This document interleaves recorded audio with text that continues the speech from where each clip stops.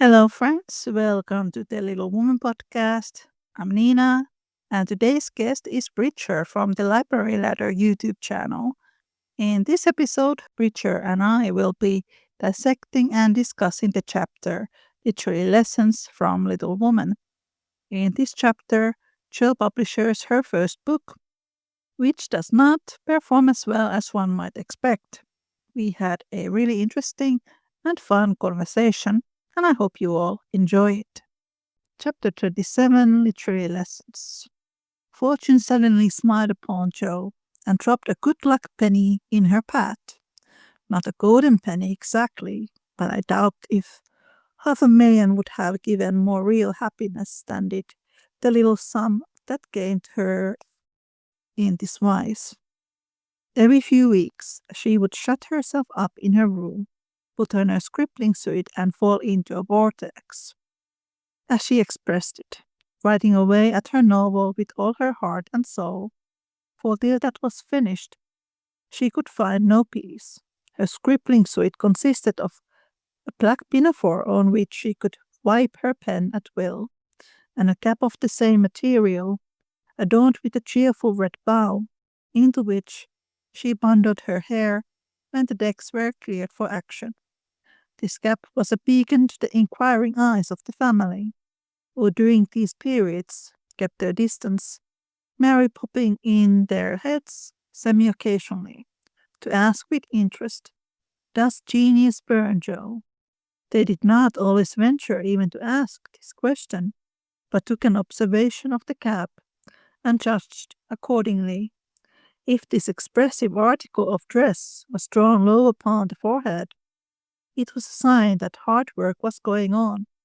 In exciting moments, it was pushed raggishly askew, and when despair seized the author, it was plucked wholly off and cast upon the floor.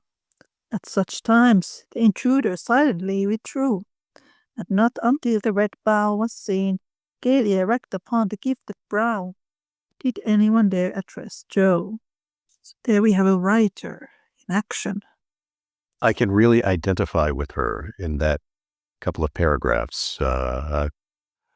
Much of what I do professionally involves writing. And when I write, I have to be very, very, very focused.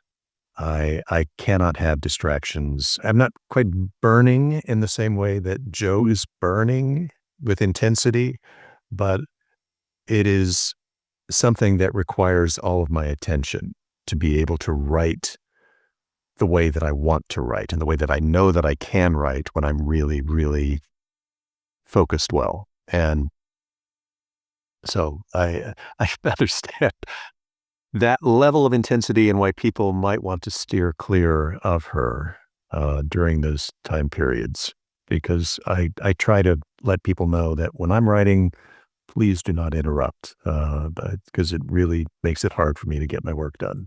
Sometimes it's like the best feeling when I'm doing illustrations, and I mostly do it like watercolor. I usually just listen to a podcast when I'm painting, and it can take few hours, and I just concentrate, and it's like this feeling of flow that you have when you are just emerging in your work. Back in the days when I was in the university, entered our class, and we are all just working with our painting projects, or somebody is doing a comic, another one is working with different softwares, whatnot. But you can feel this in the air that people are just focused on their work. This is the feeling that you get when you are writing or painting, when you are really immersed in your own work. It has led me to change my just daily schedule. I discovered that I can really be my most productive. I can write my best in the wee hours of the morning before anyone has woken up. So if I need to really be focused and write well, I'll wake up at 3 o'clock or 4 o'clock in the morning and then write for 3 or 4 hours straight without interruption. And that's the most productive time of my day. It's during that period, because once it gets into the afternoon, it's really hard to find those quiet moments, or to really be able to to reflect on what it is that I'm trying to write or what I'm trying to say. So I'm very happy you scheduled this in the morning for me because I'm still mentally pretty fresh. I know it's later in the day for you where you are. Not too much. It's not so bad. I don't think they even mentioned the name of the book in the chapter. No, I don't remember seeing it either. Jo March's first unnamed novel that flopped. The thing that made me think about moods was the fact that suddenly it's a very somber novel based on the feedback that she got from, I think it was Beth. Right. So Beth wanted lots of tragedy. And so what ended up happening is that all the fun got taken out and it's very tragic and it's a very somber, very moody type of story. Again, maybe I'm reading too much into this paragraph. It's hard because we don't have this book that Joy's writing. It would be nice to know what kind of story it was. I love that the first story that she wrote, the sensational one, that takes place in Lisbon, where I'm pretty sure she has never visited. I thought it was odd that she felt because it was in Lisbon, it was appropriate to end the story with an earthquake. And I thought, well, I mean, I'm sure there are earthquakes that have struck the Iberian Peninsula, but I'd never really thought of that area as being earthquake prone. And so maybe my guess is that at some point in the 1860s or so, an earthquake actually did hit Portugal, and it got written about in the newspaper, and Louisa May Alcott read about it, and suddenly she thought, oh, well, earthquakes hit Lisbon, so I can include that here in Little Women. But it seemed very strange, because if I were going to write about a place that gets hit by an earthquake, the Iberian Peninsula would not be the place I would write about. I just recently read that there was an earthquake in Sweden.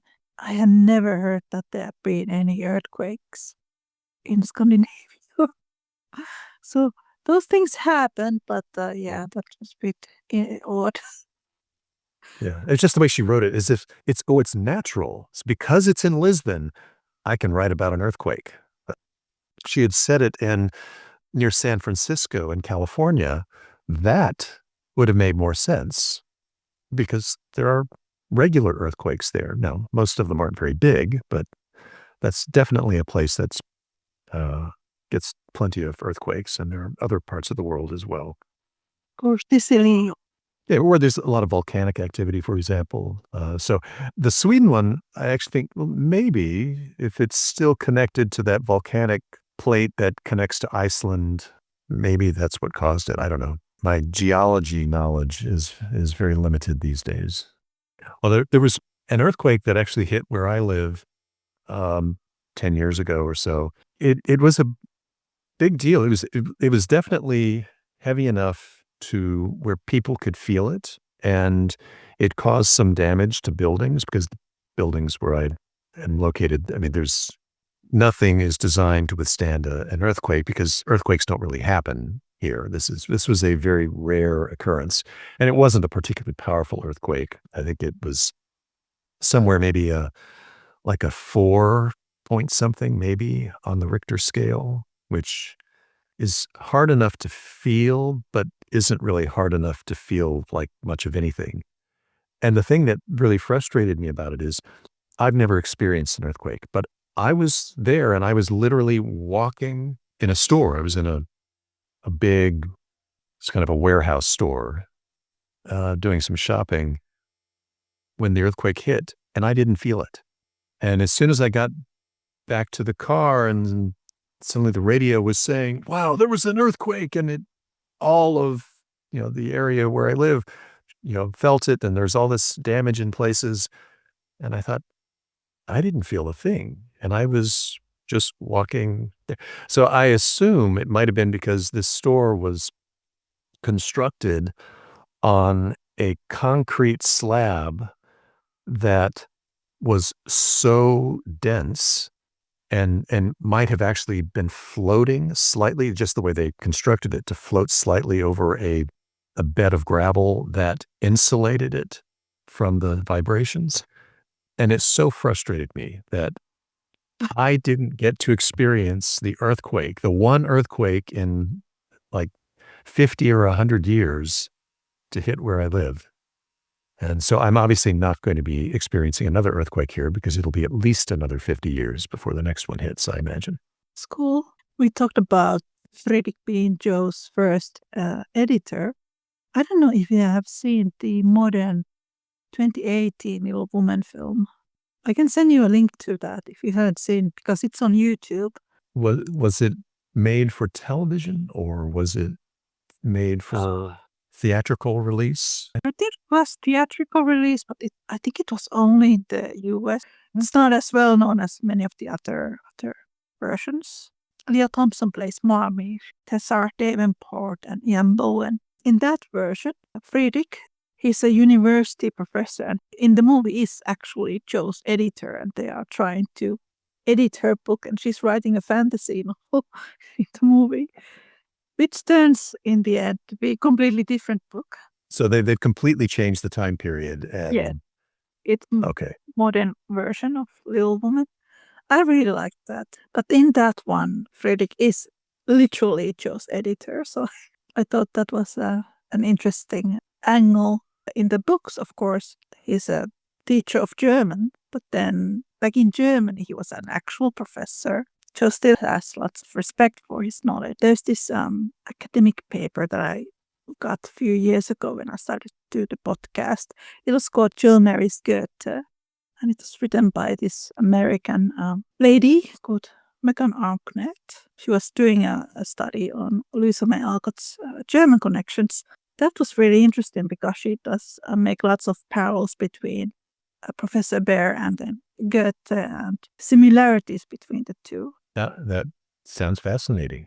Would you like to promote yourself now here in the end? Where people can find you?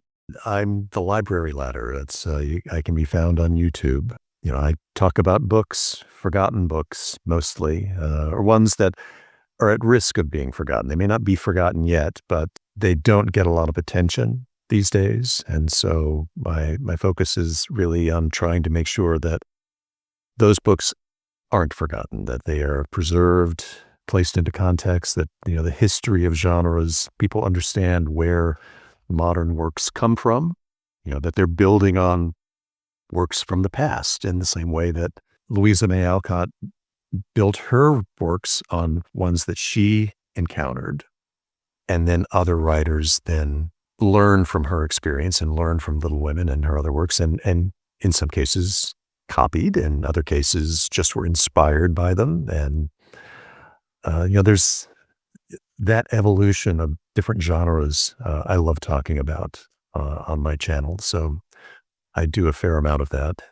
Much of it has been in the fantasy and science fiction genres, but as I said, a lot of the early stuff I did was more children's book focused. And going forward, I will be returning to a lot of my original intent, which is a wider range of genres: children's literature, historical fiction, mystery fiction. I love a lot of the classic mysteries that don't get a lot of attention these days.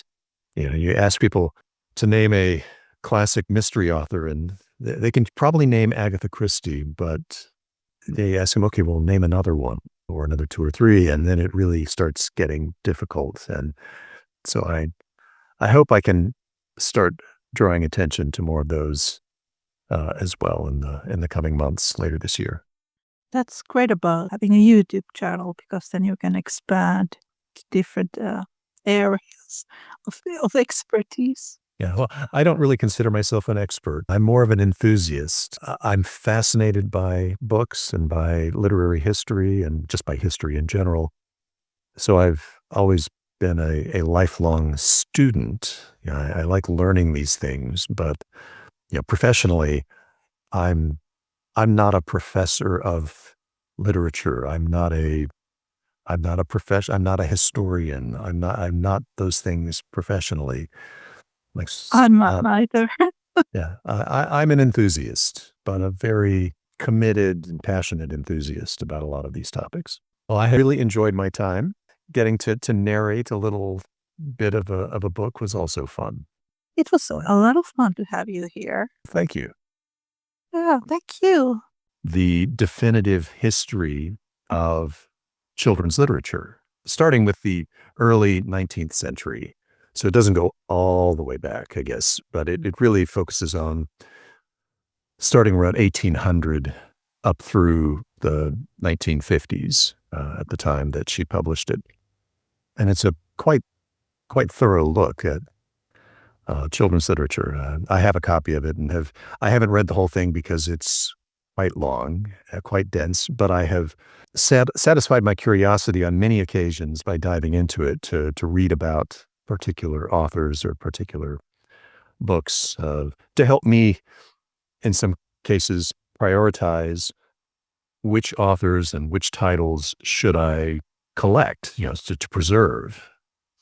And some of the ones that I have are ones that were competitors and rivals, sort of Louisa May Alcott, ones that she ironically, she criticized quite strongly, even though what she was criticizing them for were some of the very things that she did early in her writing career, when she was writing the more sensational stories and making money, which was important to her at the time. But I guess she was never completely happy writing those types of stories. And later, once she became more successful, she then criticized some of the other authors who were still writing some of those more sensational stories. And there was a bit of hypocrisy in what she was Yeah. saying at the time. Yeah, some of I guess I have a few here. I mean, you had the Rollo books.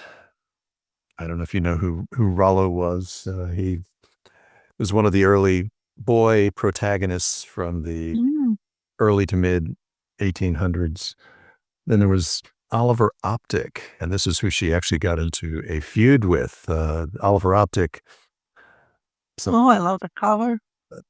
he wrote another one, some books. He wrote a whole bunch of series and Oliver Optic was his pen name. I think his real name was Adams, maybe William Adams. I don't remember his first name exactly. They were fun stories, but they were kind of unrealistic and very sensationalized, and some had just outlandish plot elements to them. And so she didn't really like that, but they were very, very popular at the time. I just find it ironic that she was eager to criticize the very thing that really helped her become successful, by giving her the experience as a writer, giving her the financial freedom early on to be able to pursue it and hone her craft. Yes. It's nice that you pointed that out because I recently read Rose in Bloom again. In Rose in Bloom, there's also a scene where one of the aunts is criticizing these sensational books that are offered for young boys. So it's nice that you pointed that out.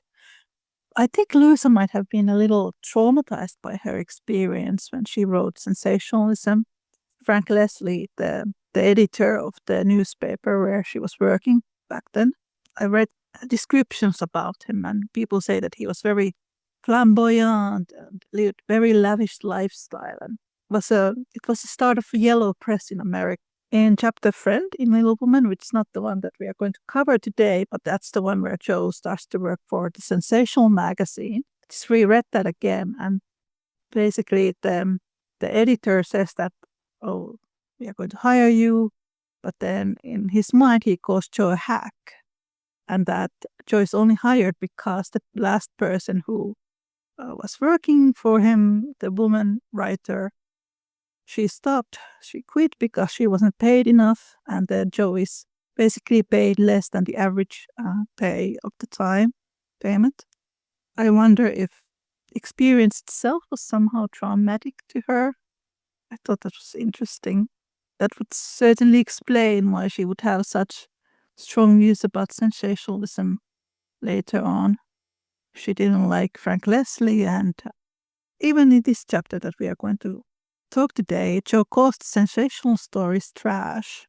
It shows that she doesn't really have very high views on those stories. It's sort of like what I was talking about earlier with graphic novels, that at the time, back in the mid-1800s, in the 1860s, dime novels and what were called penny dreadfuls were in the UK, but dime novels in the US were just becoming popular. That they new printing techniques made it a lot cheaper for publishers to produce those types of very cheap newsprint, little magazine type publications or booklet publications. And they were targeting an audience that was not well educated. So they were targeting an audience that was not Louisa May's own upbringing. She was relatively poor, but she was from a genteel family, a well-educated family, a family that sort of held itself to a different standard maybe than what they thought other social classes did. And those dime novels, those little cheap scandal sheets and sensational press, full of stories that full of crime and murder and mayhem and adventures that were preposterous and extremely violent and sensationalized.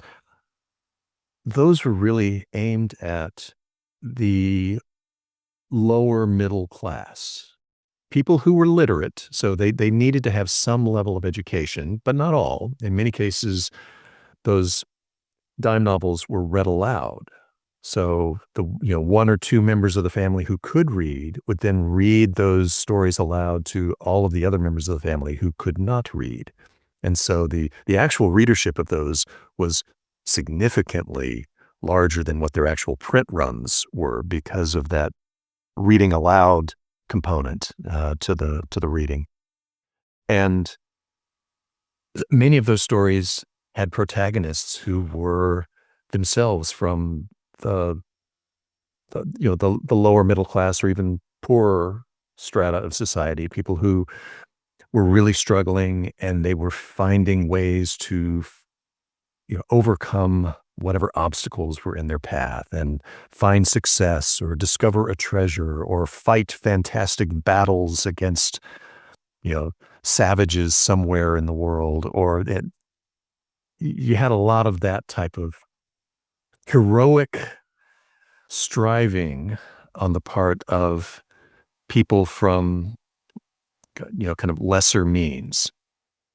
And it really resonated with that part of the society at that time. There were enormous class divisions, even in the US, which was more egalitarian than, say, the UK, which had very, very rigid class structure. But in the US, there definitely were class divisions, socioeconomic classes. And those dime novels that Louisa May Alcott wrote for were not being written for the people that she herself knew. They were not the strata of society that she felt most comfortable with, I don't think. Or certainly not the strata that she grew up with, even recognizing that she grew up in very modest means financially. So that may have been a source of tension in her, because what she was writing about were things that she didn't actually know. She was just making it up. I guess there's the old axiom that writers should write what they know, and she wasn't doing that. So that might have created some of the frustration that she had. Yes, I think so. And in the chapter Friend, there's a moment where Jo worries that her parents are going to find out what she's doing, or that Beth is going to find out. There's even a moment where she goes to the library to look for books about poisons, and then about mentally ill people, and then she has like a panic attacks and nightmares of the things that she's reading.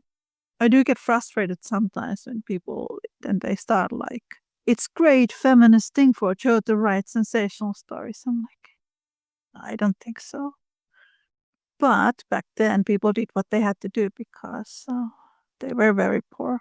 Even though the family was quite intelligent and had lots of good things going on, it was still hard life for them. Her timing was almost perfect. I mean, Little Women is an excellent novel. So, I mean, she gained a lot of fame and acclaim deservedly because she wrote a good novel. She also benefited from being at the right place at the right time, writing that novel when she did. Because if she had written that novel 10 years earlier, it probably would not have succeeded. Certainly, probably not nearly to the extent that it did. And if she had written it 10 or 15 years later, it might have been successful, but it probably would not have been as successful because others would have already blazed that trail. They would have already tread that path or created that path that others that she did. I mean, she created the path for other authors to follow.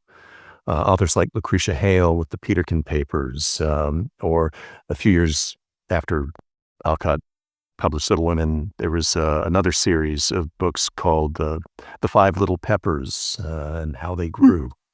Oh, Very popular at the time. Very similar to Little Women in some respects. Both of those, the Peterkin Papers and The Five Little Peppers. They were probably imitating Louisa May Alcott when they wrote those books and sort of following her success and hoping to be successful because Alcott had created a demand for a story like Little Women. Well, someone else could have done that in Louisa May Alcott's place because there were other female authors writing at that time, and some of them were writing novels similar to Little Women, but not as good. But if Little Women hadn't been written, they might have become the Little Women of that time, inspiring other authors. I think part of the credit might go to an editor at what was then called Riverside Press, which was a subsidiary of what eventually became one of the largest publishers, Houghton Mifflin, here in the U.S. But Riverside Press had an editor named Horace Scudder, who edited what was at the time the second most popular children's literary magazine in the 1860s, called Riverside Magazine. I think it was Riverside. I think it was Riverside Magazine. And Scudder didn't like what most of the other children's literary magazines or just children's books in general, what they were focused on. He wasn't a big fan of the sensational type stories that were in the dime novels, but most of those sensational stories weren't necessarily being published as novels. Most of the really sensational stuff stayed in the newspaper, magazine, or booklet type format. Instead, a lot of the children's literature from the early 1800s up through the middle part of the century tended to be very moralistic, very moralizing, that they were intended to teach lessons. And he wasn't opposed to teaching lessons, but he didn't think it needed to be quite so heavy-handed, quite so obvious in its intent, or quite so single-minded that we are going to make sure that everyone who reads this knows that this is the lesson they need to learn. And where the characters were so sanitized, they were so good. They didn't have flaws, or if they had flaws, they were minor ones that could be overcome through learning the lesson that needed to be learned. But they didn't feel real. And they felt very, very superficial. They felt very simplistic. And the writing itself in a lot of those early children's books from the early 1800s was also just very, very simplistic. And Scudder, this editor, said, no, I want children to read books that adults would enjoy. He not only did he want children to read adult books, granted, adult books that are suitable for children, that could be read and understood by children, but he also wanted children's authors to write in a style that was more literary, that could be enjoyed by adults. And about a year before Louisa May Alcott got advised by her editor Niles to go write a book for girls, Scudder had basically proclaimed, this is what children's books should be doing. They should be writing for a much wider audience, not just for children. They should be writing in a style that will be very similar to adult fiction, adult literary fiction.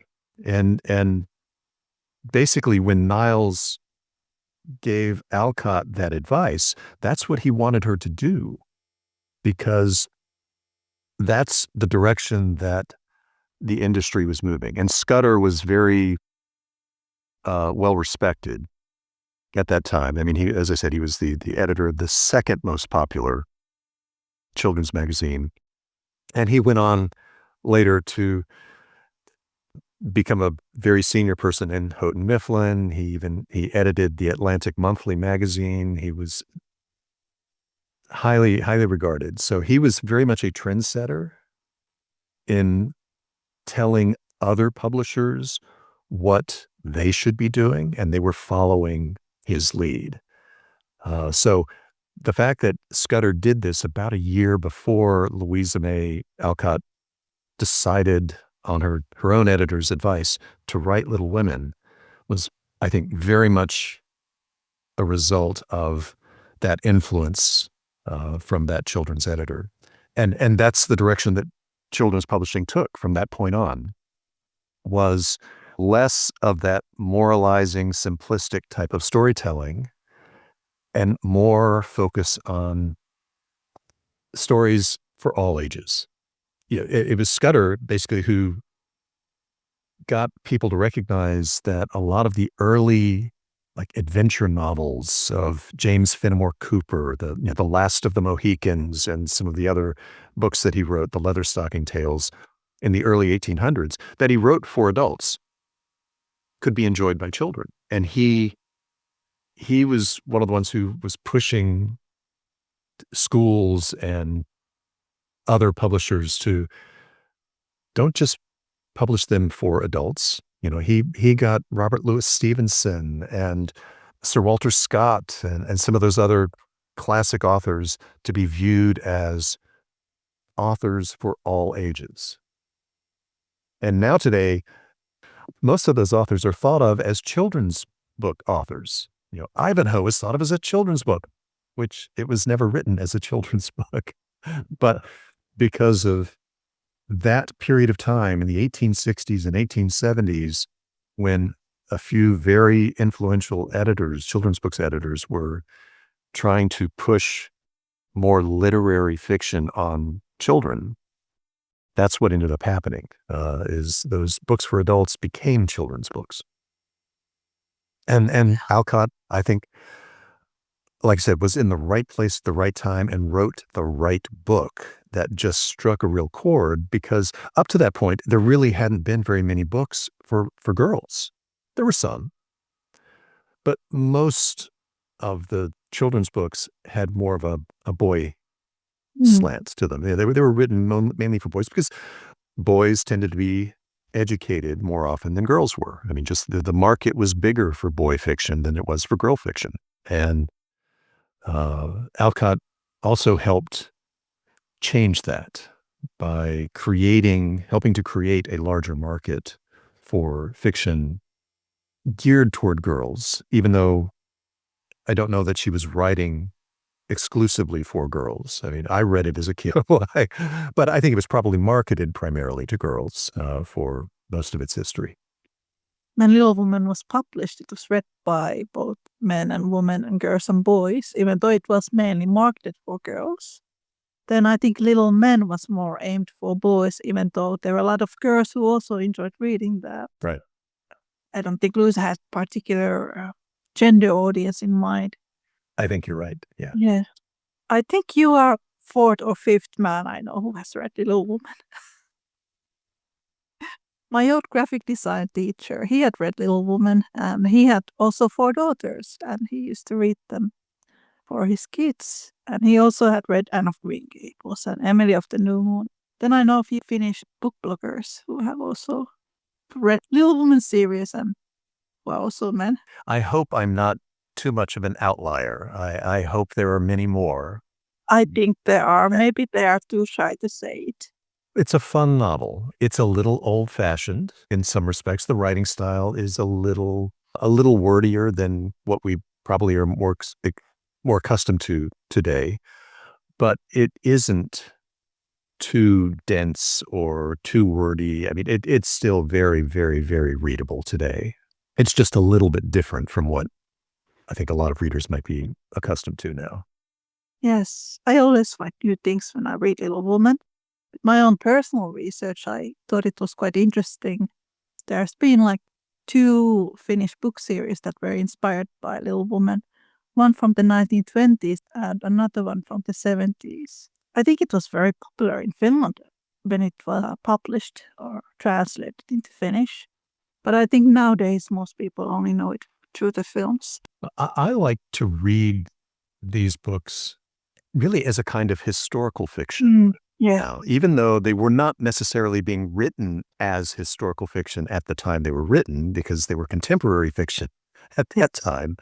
But now, 100 or more years in the future, looking back, it's, for me, fascinating to read how life existed. I mean, what was life like at that point in time for this type of family and this type of environment, in the outskirts of Boston, growing up at the end of the Civil War, the U.S. Civil War, and for the next 10 years after that.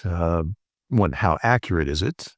Sometimes it might not be accurate, but also how relevant to today is it? Is it comparable? Are there things that were true then that are still true today, that provide interesting lessons that can be learned from it, or just, to point out some of the universal truths of life, that just because it was written 150 years ago doesn't mean that it's not relevant today.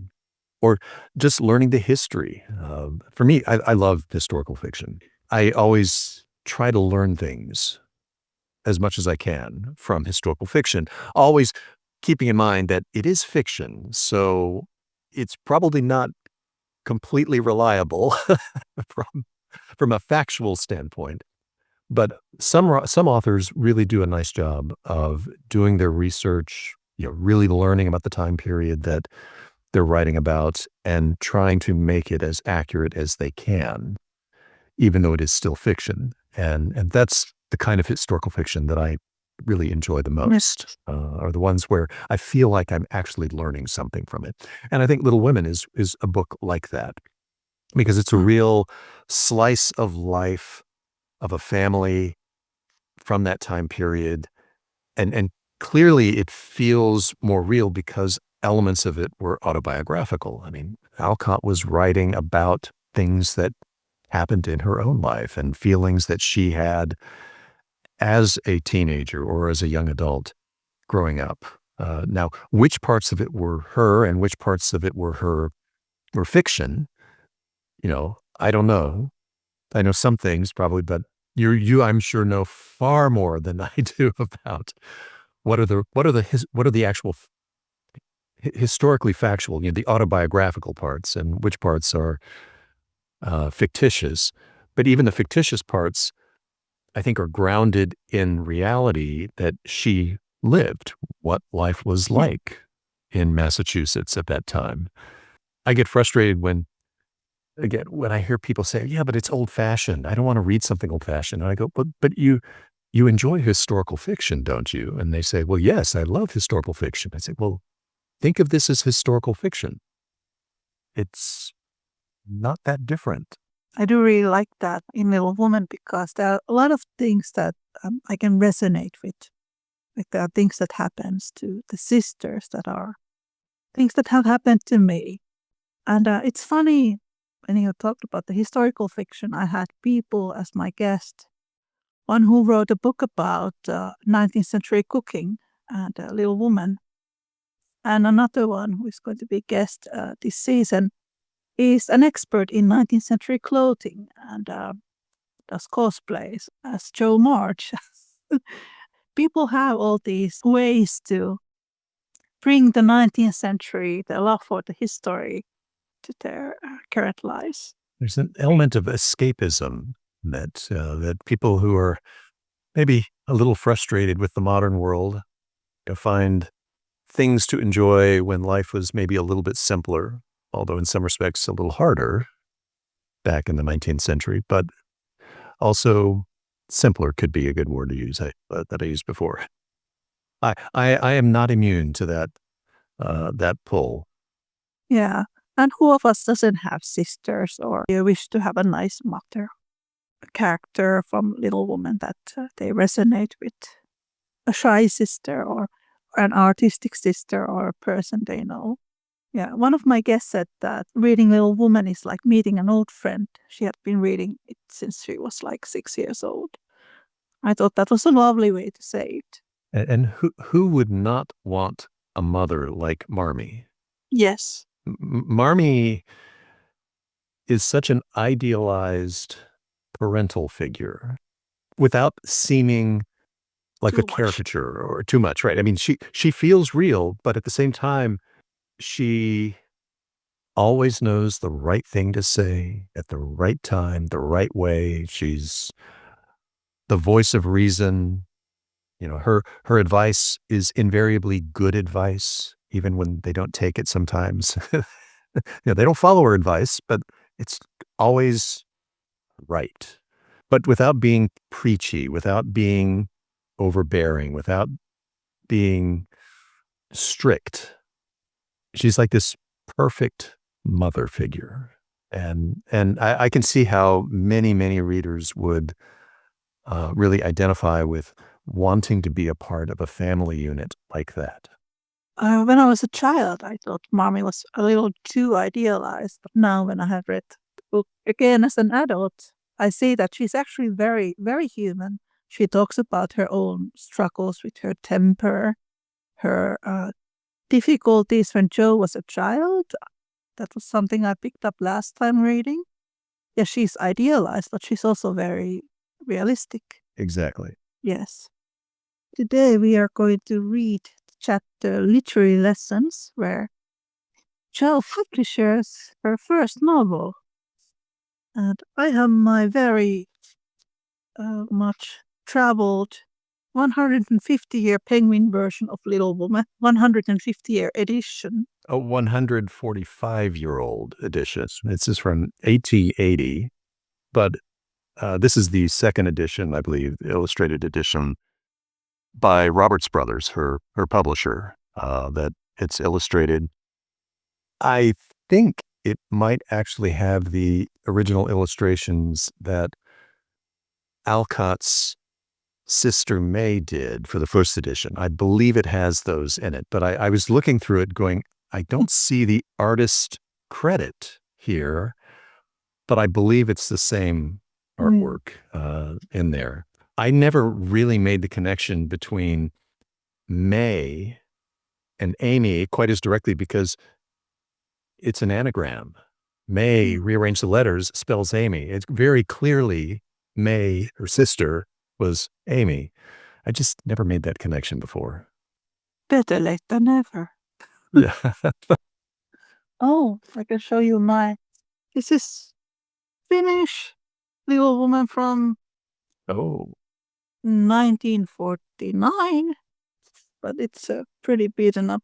This is only the first part because in Finland back in the days they published part 1 and part 2 separately. So this is my part 1 that I read as a child. I have part 2 somewhere backed up. But I also have Rose in Bloom from 1923. This is Finnish second edition. This is just lovely. And in both of these books, the language is very like old-fashioned Finnish. So I need to be very concentrated when I read it. Some of the phrases are not used today. It's quite nice. Well, I also brought along my favorite edition. It's my favorite because it has my favorite artwork in it. So back in the 1920s, I believe, maybe the teens, but roughly 100 years ago, an artist by the name of Jessie Wilcox Smith. I know her. Her wonderful illustrator, one of my favorite illustrators. So she did actually multiple editions for the publisher Little Brown, and this is my favorite one. This one is from around, I think, 1922 or so. Little Brown published an earlier edition, which I have here, which has a lot of the same artwork. This is part of a uniform edition where all of Louisa May Alcott's books were published in this same format with the same kind of cover and illustration style. And Jessie Wilcox Smith did several of the illustrations in that book. And I have almost all of Alcott's works from that uniform edition. This is my reading copy, Riverside edition. But my favorite is this one from just a couple of years later.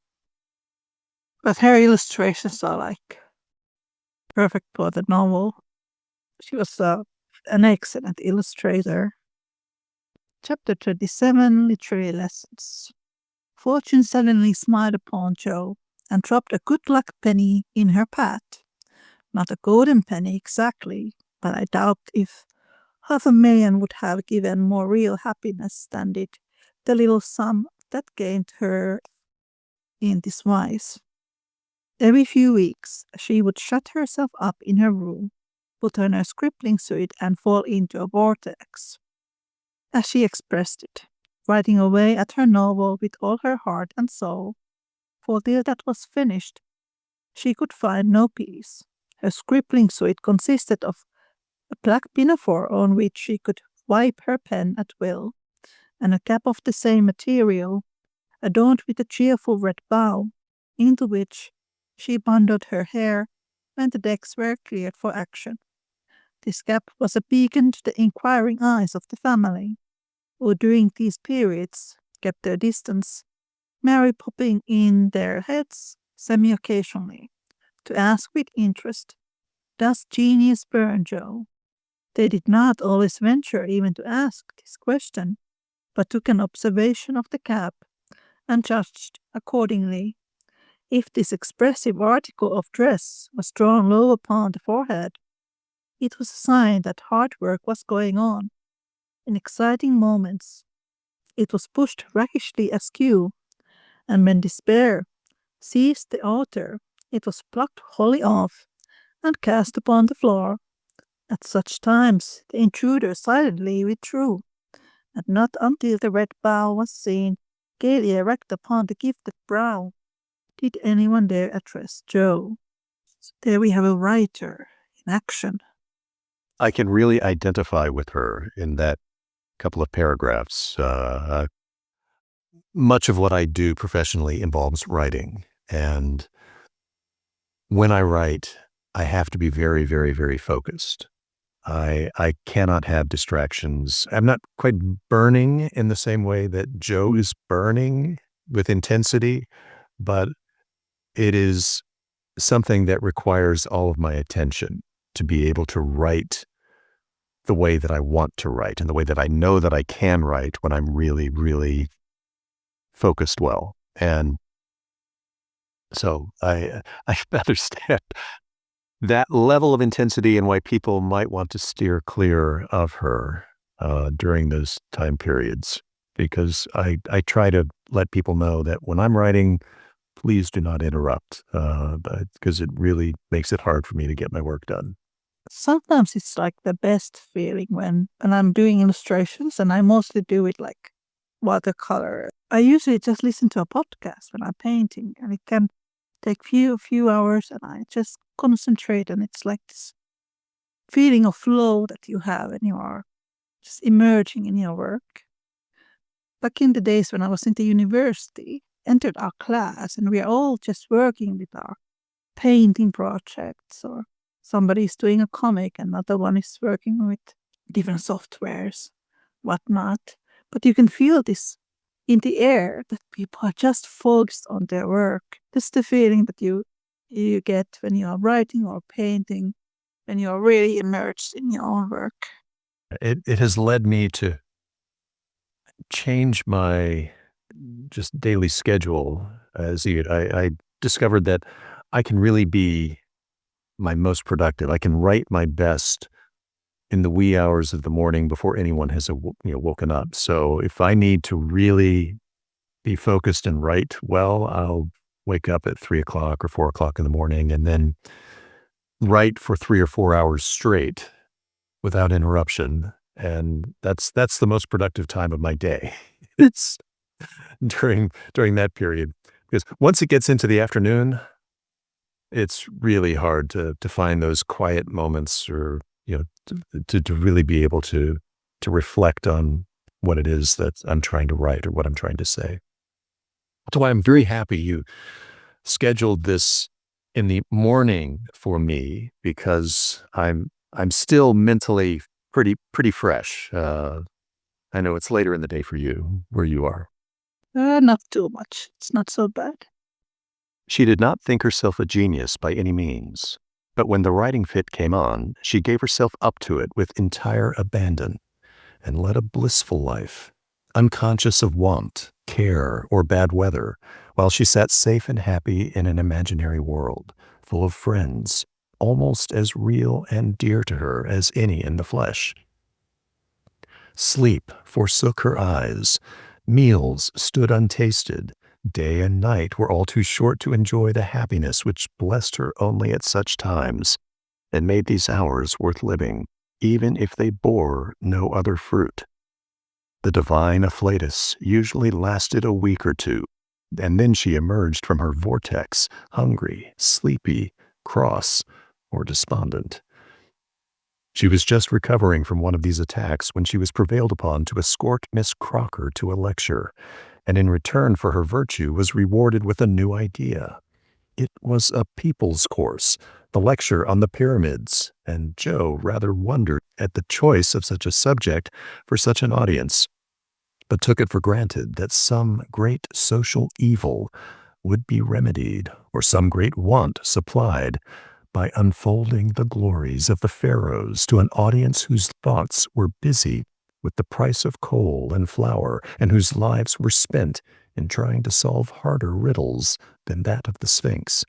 They were early, and while Miss Crocker set the heel of her stocking, Jo amused herself by examining the faces of the people who occupied the seat with them. On her left were two matrons, with massive foreheads and bonnets to match, discussing women's rights and making tatting. Beyond sat a pair of humble lovers, artlessly holding each other by the hand, a somber spinster eating peppermints out of a paper bag, and an old gentleman taking his preparatory nap behind a yellow bandana.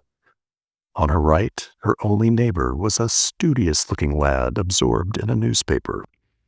It was a pictorial sheet, and Jo examined the work of art nearest her, idly wondering what unfortuitous concatenation of circumstances needed the melodramatic illustration of an Indian in full war costume, tumbling over a precipice with a wolf at his throat, while two infuriated young gentlemen with unnaturally small feet and big eyes were stabbing each other close by, and a disheveled female was flying away in the background with her mouth wide open.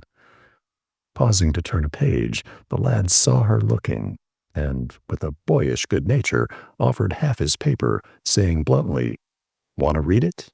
That's a first-rate story." Jo accepted it with a smile, for she had never outgrown her liking for lads, and soon found herself involved in the usual labyrinth of love, mystery, and murder, for the story belonged to that class of light literature in which the passions have a holiday, and when the author's invention fails, a grand catastrophe clears the stage of one half the dramatis persona, leaving the other half to exult over their downfall. That was Nice. fun. Yeah. You should narrate audiobooks. I've actually done a couple of classic short stories on my channel for fun when I read aloud with my kids when they were younger. We had a lot of fun with that, and it's kind of fun to even do it now. Yeah, I might do more in the future. I don't know. First wondered if Joey is she being very entrepreneurial? If Miss Crocker is like her aunt and she's like a companion for them? Because I don't think she's mentioned in any other chapter. Just a neighbor. That's right. Maybe. Well, I imagine she's this older lady who needs a little bit of help sometimes. She basically gets the inspiration, Yes. right? And I mean, that's what's coming up in the next few paragraphs is once she reads this little newspaper. Yeah, I just wanted to point out this lovely description of the people here in the course.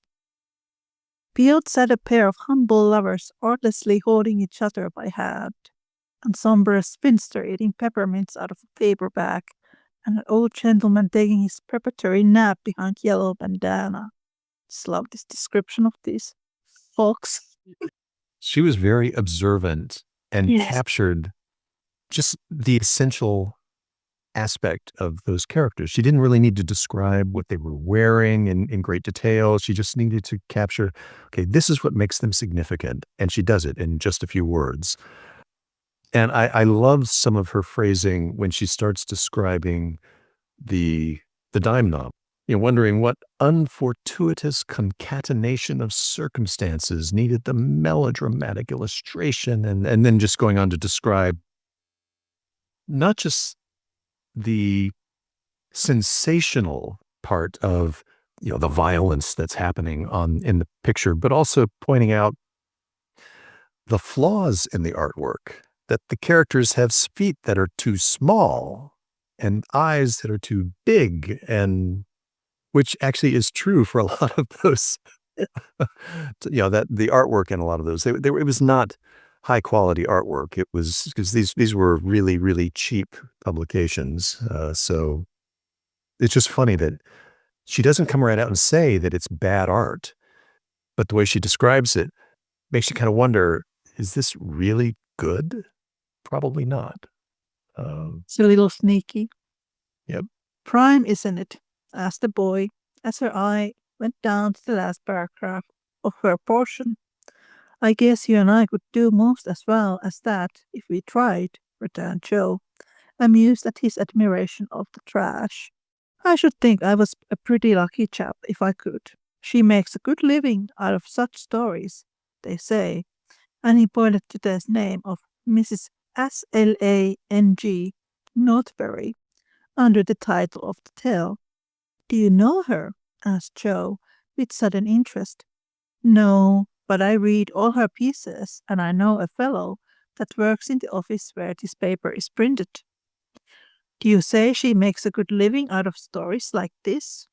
And Joe looked more respectfully at the agitated group and thickly sprinkled exclamation points that adorned the page. Guess she does. She knows just what folks like, and gets paid well for writing it. Here the lecture began, but Joe heard very little of it. For while Professor Sands was prosing away about Belzoni, Cheops, Scarabei, and hieroglyphics, she was covertly taking down the address of the paper and boldly resolving to try for the $100 prize offered in its columns for a sensational story. By the time the lecture ended and the audience awoke, she had built up a splendid fortune for herself, not the first founded upon paper, and was already deep in the concoction of her story, being unable to decide whether the duel should come before the elopement or after the murder. I had to Google Belzoni, and apparently he was an Italian Egyptologist long time ago. I didn't know Belzoni either. I assumed that he was someone who studied Egypt at that point in time, just because of the reference. But one of the things that I wonder about, it's the initials of the author of these sensational stories, Mrs. S-L-A-N-G Northbury. Obviously, S-L-A-N-G spells slang. Yes. Now, one of the complaints that Alcott had about those sensational stories was all of the slang that they used in there, that it wasn't proper English. They were using all kinds of slang and uncouth words and other things that just proper people wouldn't use. And I've never looked up the origin of the word slang, like what is its etymological roots? And I just wonder, does the word slang predate Little Women, or did the word slang originate from these initials? I suspect it predates Little Women, and she was just making a joke here in Little Women about those types of stories using slang. That's my guess. But it did make me wonder why she included so many initials in that woman's name. That's an interesting thing I have noticed when I have read Louisa May Alcott's letters and diaries. She often uses initials when she talks about people, and she shortens people's names. We see this in Little Woman, but with her sisters, like Anna was called Nan and Louisa was Lou. Elizabeth was Lizzie. When she talks about Emerson, she calls him Mr. E often. Thoreau is T. So maybe it was just like a personal thing that she did. I do remember reading about Louisa's mother that she didn't really like it when she saw young men playing in billiard halls or flirting with girls. So she used to invite young men to their homes, to the Alcott home, engage with them like in a civilized, I don't know, reading, reciting poems, whatever it was back then. But I don't think she would have liked boys that used slang. But I thought that was an interesting thing because I think we do see that a lot with Mommy, the way she treats Laurie when Laurie is going through his college years. Joe and Mommy and Amy, they don't like it when he smokes and speaks slang. It actually reminds me of a Broadway musical called Music Man that was popular back in the, I think it was on stage in the 1950s. I don't think it was as early as the 1940s, but very prominent, very popular stage musical that doesn't really translate to today because it was set around, sort of in the late 1800s, around the turn of the century, the start of the 1900s. And one of the most famous songs in that musical is You Got Trouble. It's all about this con man who is trying to convince a small town to start up a band, a marching band for the town. And he's going to be the band leader. And he needs money, though, to pay for instruments and pay for uniforms and all of these things. He doesn't actually plan to do this. He plans to steal all the money that he raises from them. He's a con man. He pitches it to them as this is a way to keep young men out of billiards hall, pool halls, because you got trouble with a capital T, and that rhymes with P, and that stands for pool, billiards. That's the song. It's a very fun song. But I remember when I first saw that musical when I was much younger. I was maybe 15 or 16 or so when I saw the movie version of the musical on TV. And I was kind of scratching my head going, what's wrong with billiards? What's wrong with pool? Why are they so concerned about young men going to a billiard hall to play pool? For me, that was over 40 years ago, and it didn't really make sense to me then. And I can only imagine how today it's even more of a mystery. as to why is that so objectionable? Because what happens in pool halls is never really described. What exactly is so bad that's happening there? Or is it just that, young men of proper families should not be hanging out with people from lower classes? I mean, maybe that was part of it. I don't know exactly what that motivation was, but I've always been a little mystified by that. And that was my first real sort of memory of it, was watching The Music Man and thinking about what's the problem here? That was part of it. I don't know exactly what that motivation was, but I've always been a little mystified by that. And that was my first real sort of memory of it, was watching The Music Man and thinking about what's the problem here? Yeah, I think pool and poker and that kind of games were pretty much looked down upon by a lot of people during this time. And it actually reminds me of Disney's Pinocchio, because when Pinocchio goes to the leisure island, what they do, they play pool. Are they gambling is maybe They're what on the they're doing? Or are they, yeah. Because for me, pool was just a fun game. yeah, But, okay, what's wrong with playing a fun game of skill? It's like, the landed gentry would go out and shoot grouse or pheasant, and that's a game of skill of sorts. So what's different, uh, between shooting at a ball versus shooting at a bird? Just from a kind of a skill entertainment perspective. Personally, I would prefer to hit a ball than shoot a bird, but they're both just entertainment, unless there's something more that's going on, or it's just the company that they're keeping that they found objectionable, and that might be part of it. especially sort of more Puritanist branches of Christianity. I'm not talking about some of my grandparents playing poker or even singing and these things that brought people enjoyment. Those were things that should be definitely be banned. So that might be something that's behind this as well. That's actually a good point. I hadn't thought Mm. about that. There were Yeah. definitely some religious denominations in the US that historically have frowned upon anything that was enjoyable. Yes. My great grandmother, my mother's mother's mother, she was a very, very hardcore Christian. I don't remember what Christian group it was.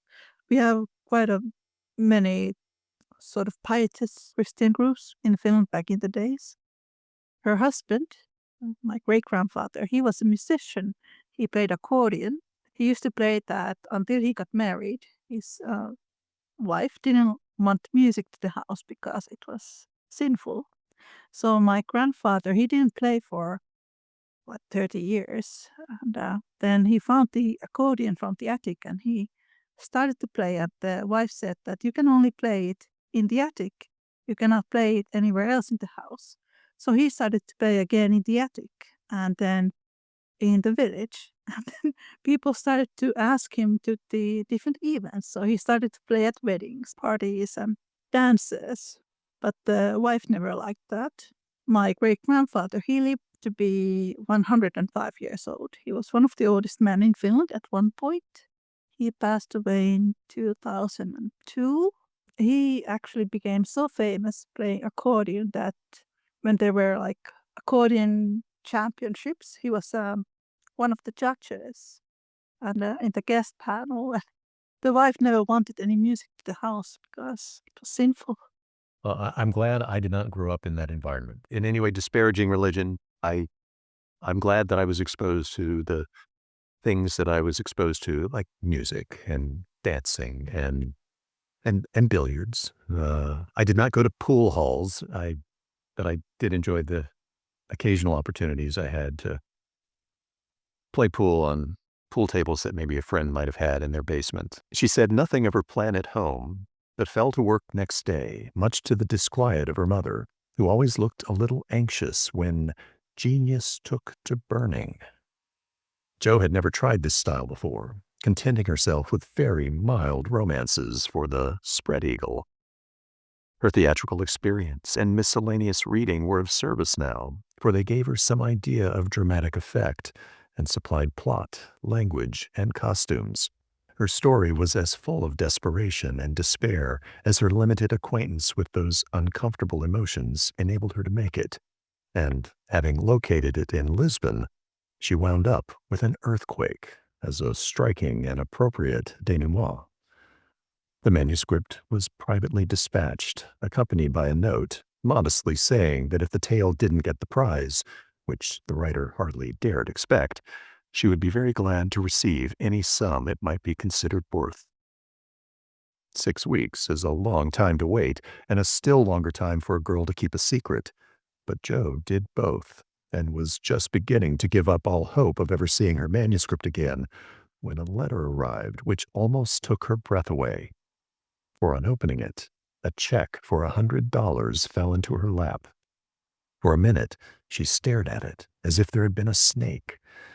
Then she read her letter and began to cry. If the amiable gentleman who wrote that kindly note could have known what intense happiness he was giving a fellow creature, I think he would devote his leisure hours, if he has any, to that amusement. For Jo valued the letter more than the money, because it was encouraging, and after years of effort, it was so pleasant to find that she had learned to do something, though it was only to write a sensation story. A prouder young woman was seldom seen than she, when, having composed herself, she electrified the family by appearing before them with the letter in one hand, the check in the other, announcing that she had won the prize. Of course, there was a great jubilee, and when the story came, everyone read and praised it. Though, after her father had told her that the language was good, the romance fresh and hearty, and the tragedy quite thrilling, he shook his head and said in his unworldly way, "You can do better than this, Jo. Aim at the highest and never mind the money." "I think the money is the best of it. What will you do with such a fortune?" asked Amy, regarding the magic slip of paper with a reverential eye. "Send Beth and Mother to the seaside for a month or two," answered Jo promptly. "Oh, how splendid! No, I can't do it, dear. It would be so selfish," cried Beth, who had clapped her thin hands and taken a long breath as if pining for fresh ocean breezes, then stopped herself and motioned away the check which her sister waved before her. "Ah, but you shall go. I've set my heart on it. That's what I tried for, and that's why I succeeded. When I think of myself alone, so it will help me to work for you, don't you see? Besides, Marmee needs the change, and she won't leave you, so you must go. Won't it be fun to see you come home plump and rosy again? Hurrah for Dr. Jo, who always cures her patients." To the seaside they went, after much discussion, and though Beth didn't come home as plump and rosy as could be desired, she was much better, while Mrs. March declared she felt 10 years younger. So Jo was satisfied with the investments of her prize money and fell to work with a cheery spirit, bent on earning more of those delightful checks. And she did earn several that year, and began to feel herself a power in the house, for by the magic of a pen, her rubbish turned into comforts for them all.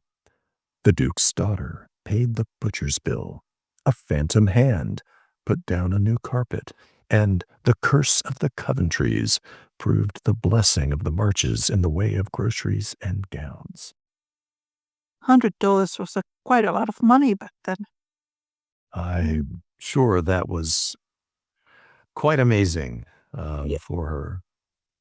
When I read this, I can't help but think of the Rolling's Reliable Yes. Baker's Flour contest in Anne of Green Gables, which has so many of the same elements that I just have to wonder if she was patterning that plot twist in Anne of Green Gables after what Jo does with this prize, writing a story that she doesn't really like, that she doesn't think is really worth much because it's rubbish.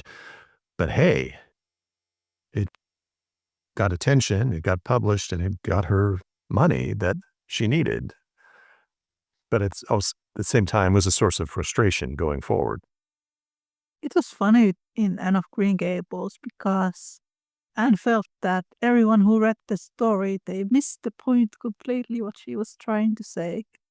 But yeah, Lucy Maud Montgomery was a big fan of Louisa May Alcott. I think we can see that in a lot of her books. I think Emily of the New Moon, Emily's character, I think she's a bit more similar to Jo than Anne.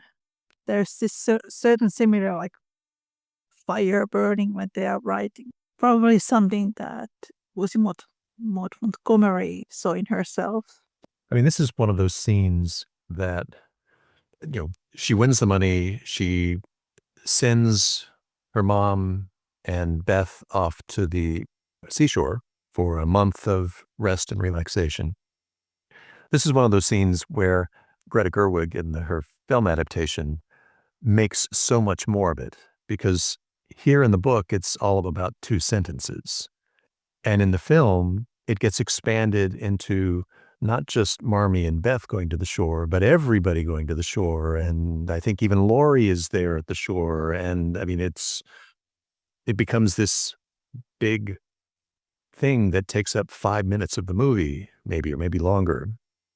And I thought that was a curious decision on the part of Gerwig to take just 2 lines from this page and turn it into a much larger part of the film. Or am I misremembering entirely? It's been a little while since I've seen the film. I've only seen it once. I think this part where Jo publishes this first book, I don't think that has ever been adapted. And I know it goes under the filmmaker's radar. Then they always show Jo publishing her version of Little Woman, and Fredrik brings her the manuscript, and that's like the highlight. I actually prefer the book where Fredrik reads a poem that Jo has written about her being lonely from a magazine. And then he comes to Concord because he knows that she's lonely. And they've been writing letters to one another. And I think that's more romantic and more realistic.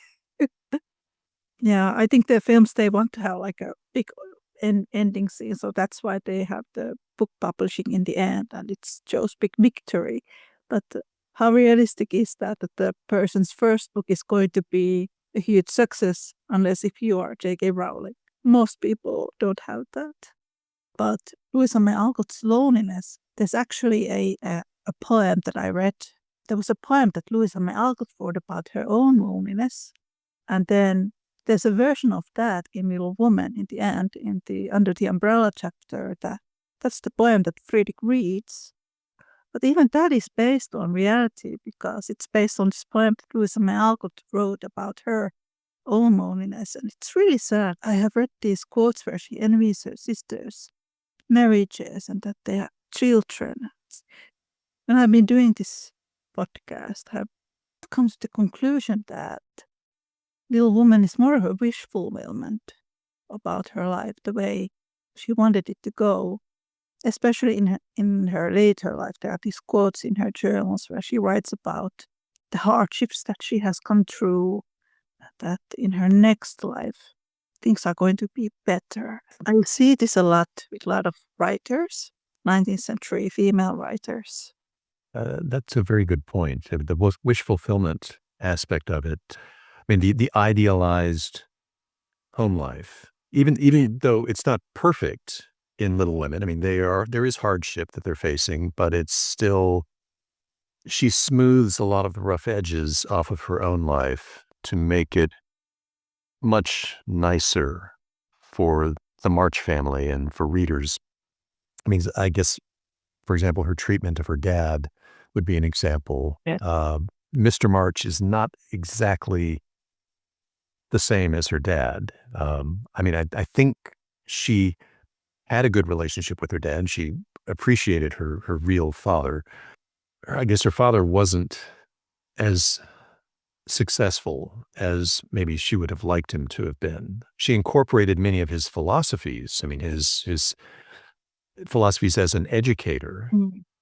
seem to come through in a lot of her writing. So she absolutely seems to respect and appreciate how he thought. But I seem to recall reading at some point that in a 22-year period growing up, she had lived in 24 different houses. Like that's, I think, a quote from maybe a journal entry that she wrote, a diary entry. That, to me, is hard to conceive. Moving 24 times in 22 years makes it very, very difficult for anyone to feel like they have any kind of stability, any you can feel very anxious, I think, if you're in that kind of a situation. Your well-being, your livelihood is that precarious that you cannot really put down roots in a community long enough to develop friendships and relationships and a comfort with your environment. Now, I think in some cases they were moving from house to house within a community, so they weren't completely uprooting to a totally different place. But even just moving around within a community is, I think, just very, very difficult for anyone. Yeah, that's true.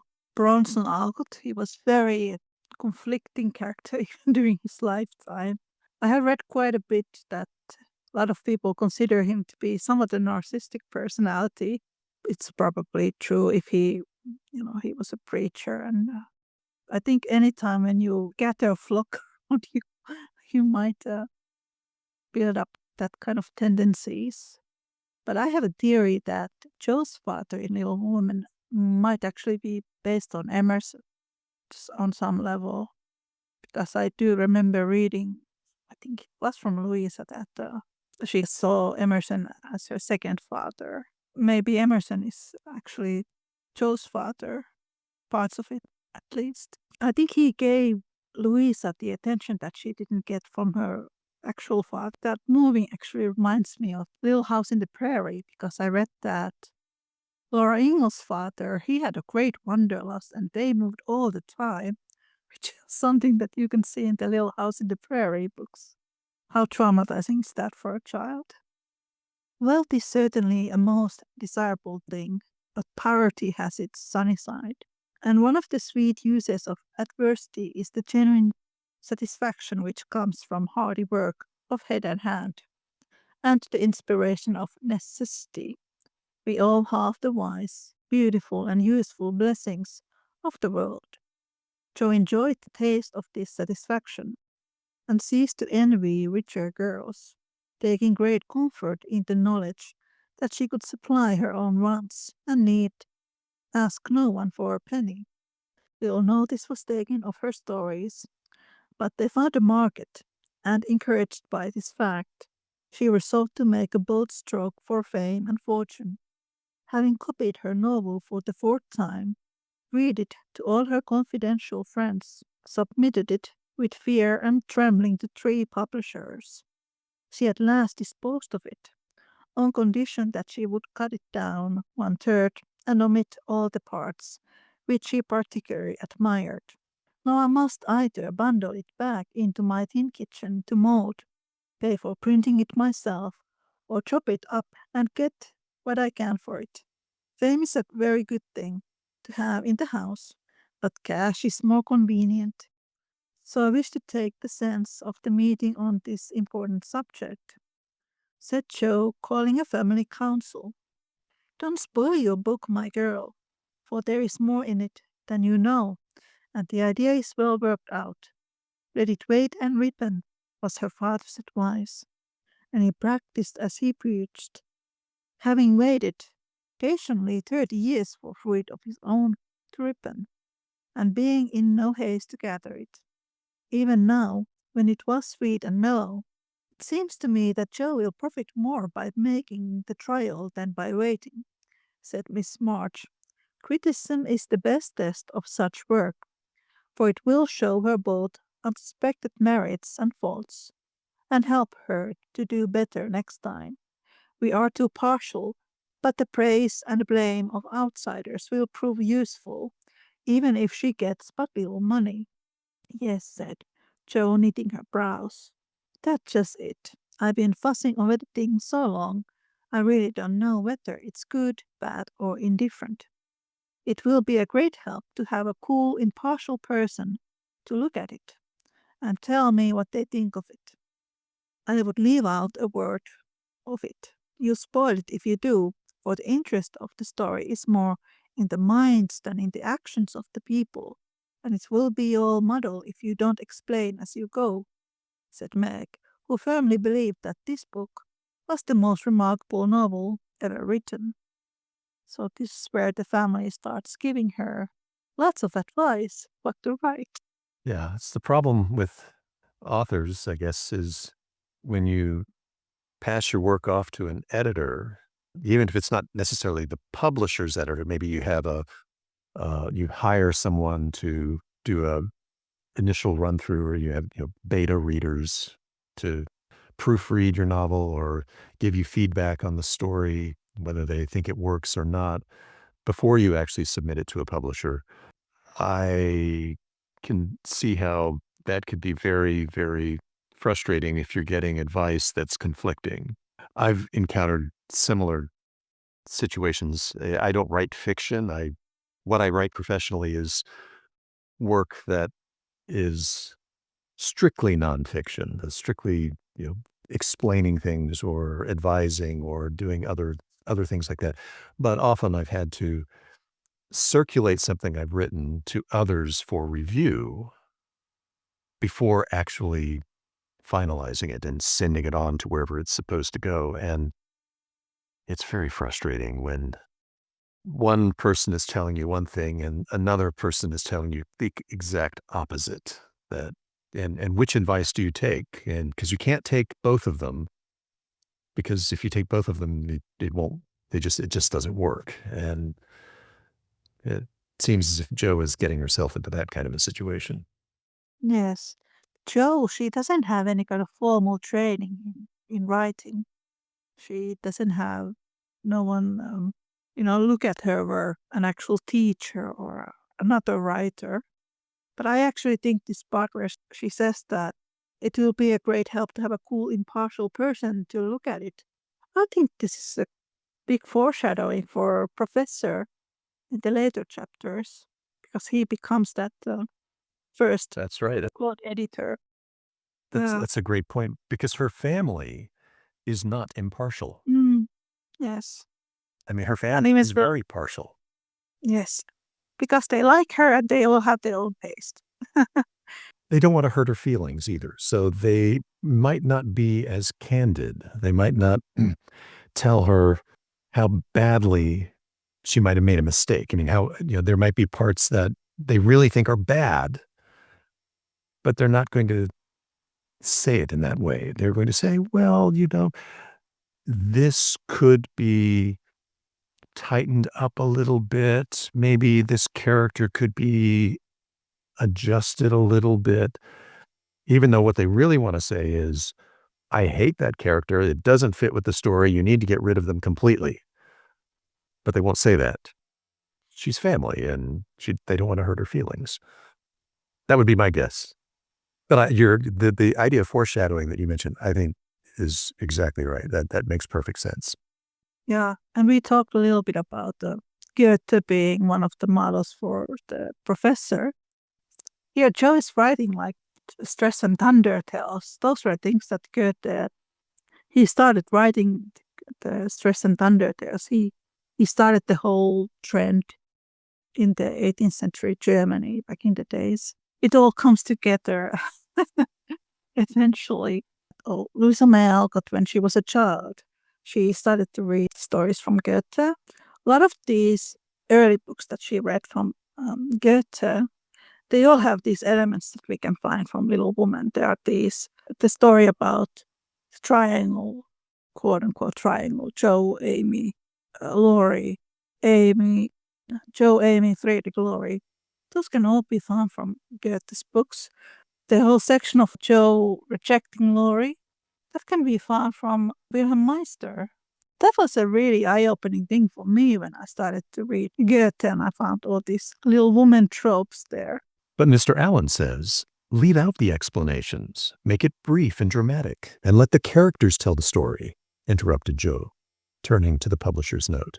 Do as he tells you. He knows what will sell, and we don't. Make a good, popular book, and get as much money as you can.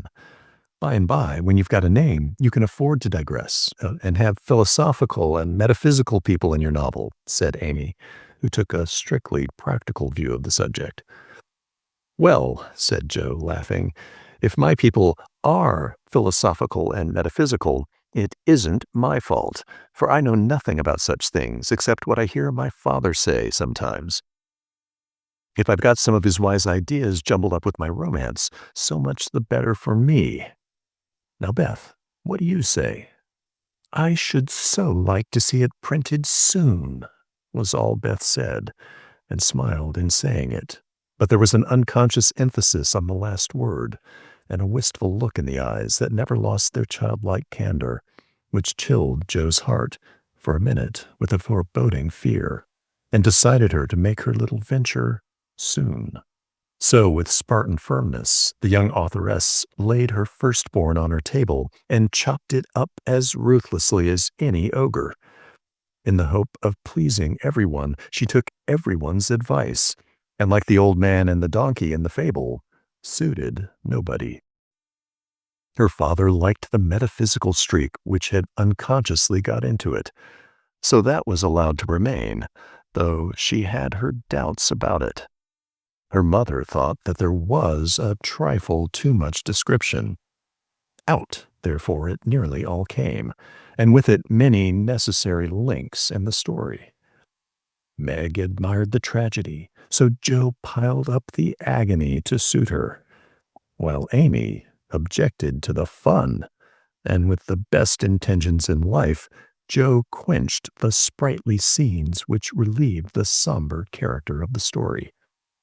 Then, to complete the ruin, she cut it down 1/3 and confidingly sent the poor little romance, like a picked robin, out into the big, busy world to try its fate. Well, it was printed, and she got $300 for it. Likewise, plenty of praise and blame, both so much greater than she expected that she was thrown into a state of bewilderment, from which it took her some time to recover. You said, Mother, that criticism would help me, but how can it when it's so contradictory that I don't know whether I've written a promising book or broken all the 10 Commandments? Cried poor Joe, turning over a heap of notices, the perusal of which filled her with pride and joy one minute, wrath and dire dismay the next.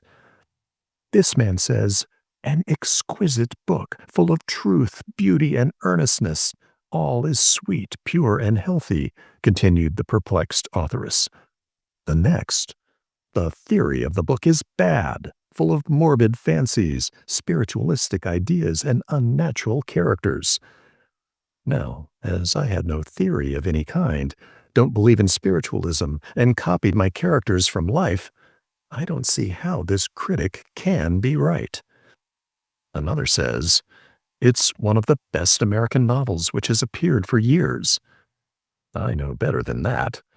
And the next asserts that, though it is original and written with great force and feeling, it is a dangerous book.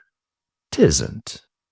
Some make fun of it, some overpraise, and nearly all insist that I had a deep theory to expound, when I only wrote it for the pleasure and the money. I wish I'd printed it whole or not at all, for I do hate to be so misjudged.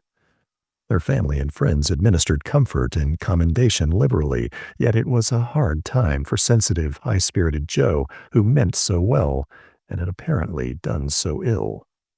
But it did her good, for those whose opinion had real value gave her the criticism which is an author's best education, and when the first soreness was over, she could laugh at her poor little book, yet believe in it still and feel herself the wiser and stronger for the buffeting she had received. Not being a genius like Keats, it won't kill me, she said stoutly, and I've got the joke on my side after all, for the parts that were taken straight out of real life are denounced as impossible and absurd, and the scene that I made up out of my own silly head are pronounced charmingly natural, tender, and true. So I'll comfort myself with that, and when I'm ready, I'll up again and take another. End of chapter. I love that whole passage. Yes.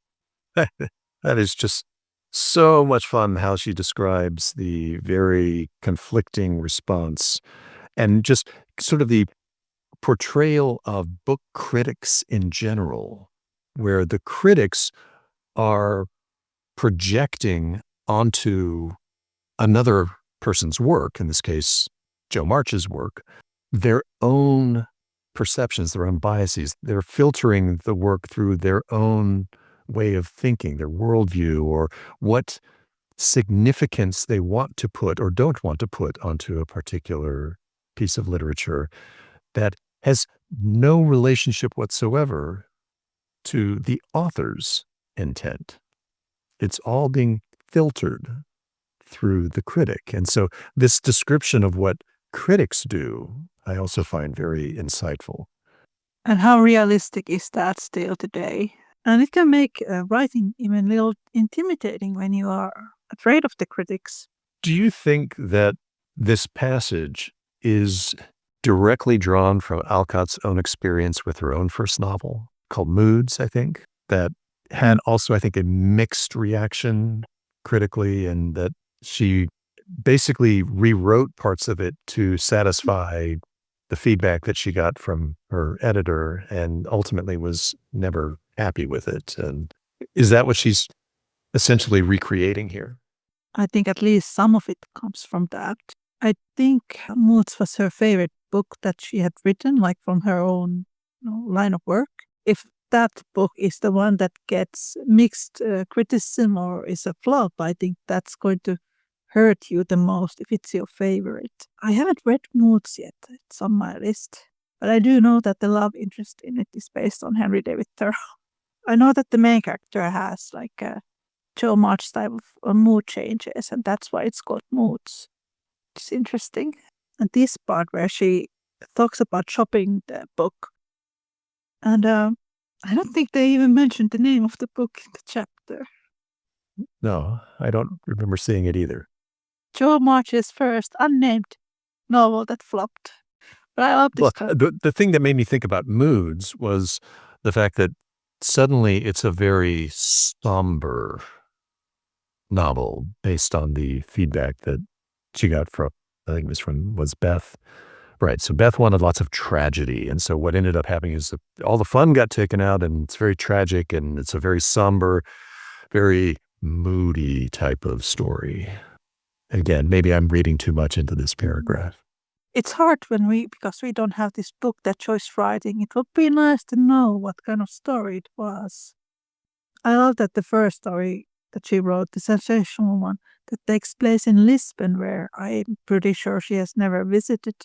I thought it was odd that she felt because it was in Lisbon, it was appropriate to end the story with an earthquake. And I thought, well, I mean, I'm sure there are earthquakes that have struck the Iberian Peninsula, but I'd never really thought of that area as being earthquake prone.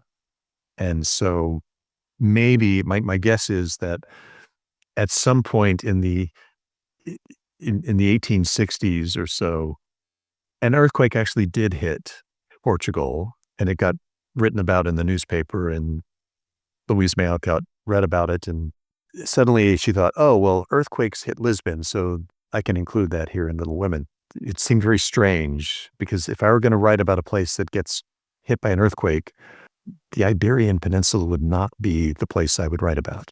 I just recently read that there was an earthquake in Sweden. I had never heard that there had been any earthquakes in Scandinavia. So those things happen. Yeah, it's just the way she wrote it, as if it's natural. It's because it's in Lisbon, I can write about an earthquake. She had said it near San Francisco in California. That would have made more sense, because there are regular earthquakes there. Now, most of them aren't very big, but that's definitely a place that's gets plenty of earthquakes, and there are other parts of the world as well. Yeah, where there's a lot of volcanic activity, for example.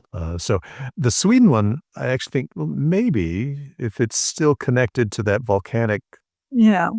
plate that connects to Iceland, maybe that's what caused it. I don't know. My geology knowledge is very limited these days. There was an earthquake that actually hit where I live 10 years ago or so. It was a big deal. It was definitely heavy enough to where people could feel it, and it caused some damage to buildings because the buildings where I am located, I mean, there's nothing is designed to withstand an earthquake because earthquakes don't really happen here. This was a very rare occurrence, and it wasn't a particularly powerful earthquake. I think it was somewhere maybe like a 4 point something maybe on the Richter scale, which is hard enough to feel, but isn't really hard enough to feel like much of anything. And the thing that really frustrated me about it is I've never experienced an earthquake, but I was there and I was literally walking in a store. I was in a big, it's kind of a warehouse store, doing some shopping when the earthquake hit, and I didn't feel it.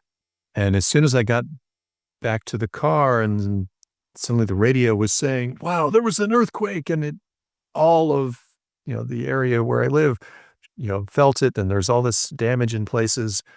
And I thought, I didn't feel a thing. And I was just walking there. So I assume it might have been because this store was constructed on a concrete slab that was so dense and might have actually been floating slightly, just the way they constructed it to float slightly over a bed of gravel that insulated it from the vibrations. And it so frustrated me that I didn't get to experience the earthquake, the one earthquake in 50 or 100 years to hit where I live.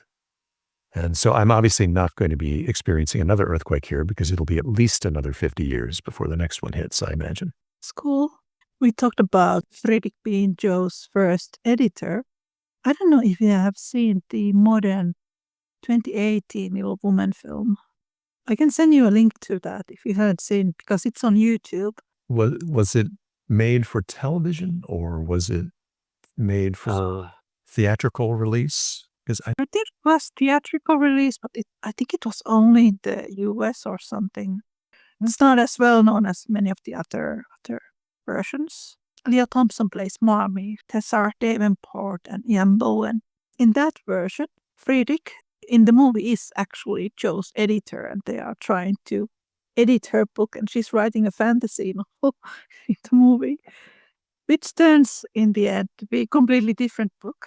So they've completely changed the time period. And yeah, it's okay. Modern version of Little Woman. But in that one, Fredrik is literally Joe's editor. So I thought that was an interesting angle. In the books, of course, he's a teacher of German. Like in Germany, he was an actual professor. Just has lots of respect for his knowledge and just him as a person. There's this academic paper that I got a few years ago when I started to do the podcast. It was called Jill Marries Goethe, and it was written by this American lady called Megan Arknett. She was doing a study on Louisa May Alcott's German connections. That was really interesting because she does make lots of parallels between Professor Bear and then Goethe and the similarities between the two. That sounds fascinating. I was going to ask, are you putting this down on paper? Are you writing a book or planning to get it published or articles published on this topic? Or is this more just a hobby on your part? It's both. I'm turning the podcast into a book at some point. It's going to have the first transcripts of the first 5 seasons. Would you like to promote yourself now here in the end? Where people can find you? I'm the Library Ladder. It's I can be found on YouTube, and I talk about books, forgotten books mostly, or ones that are at risk of being forgotten. They may not be forgotten yet, but they don't get a lot of attention these days, and so my focus is really on trying to make sure that those books aren't forgotten, that they are preserved, placed into context, that, the history of genres, people understand where modern works come from, that they're building on works from the past in the same way that Louisa May Alcott built her works on ones that she encountered.